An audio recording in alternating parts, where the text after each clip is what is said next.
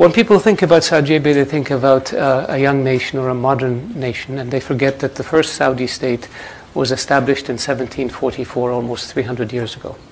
The state, under the same leadership and under the same principles.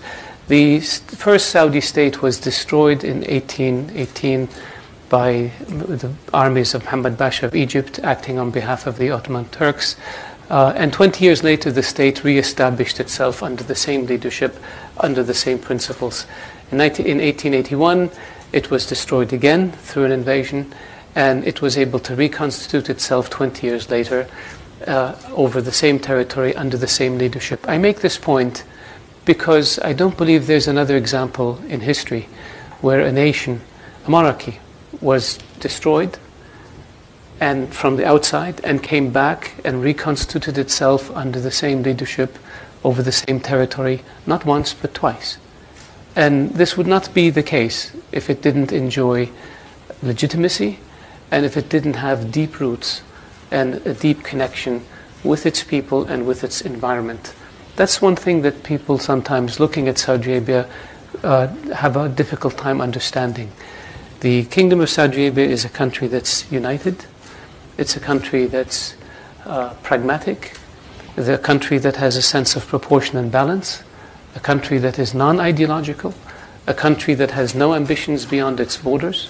We have enough territory. We have enough resources. We have enough people. Our desire is to live in a peaceful, secure region so that we can focus on our internal situation and improve the lot of our people. The Kingdom of Saudi Arabia's history has been one of change. If you look at the last, since the completion of the third Saudi state in 1932, the Kingdom of Saudi Arabia's history, the one constant in our history has been change. And this is another area that people, I believe, fail to fully appreciate. They think of Saudi Arabia as a conservative country that's not susceptible to change. Well, that's wrong. We had life expectancy rates of my father's generation was 37 years old. My younger sister's generation, 70 years. Doubled in one generation. Literacy rates in Saudi Arabia, or illiteracy rates, were 95% during my father's generation. During my younger sister's generation, 100%. In one generation, we abolished illiteracy. Education for women, which was non-existent in 1960, today 55% of college students in my country are women. Huge change. 70 years ago, we were a tribal nation with simple infrastructure.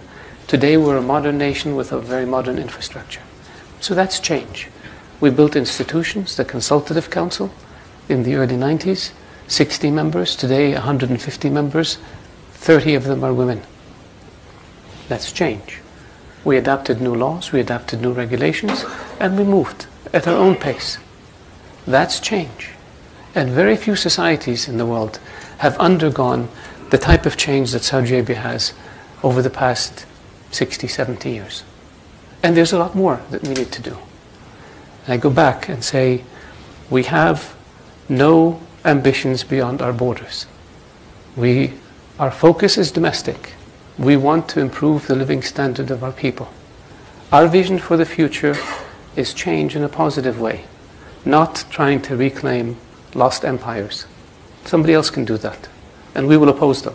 But our objective is to improve the quality of life for our citizens, empower our young, give them the opportunity to pursue their dreams and their hopes and their ambitions, and in the process make us a much stronger, much more vibrant, much richer nation that can deal with the challenges surrounding us.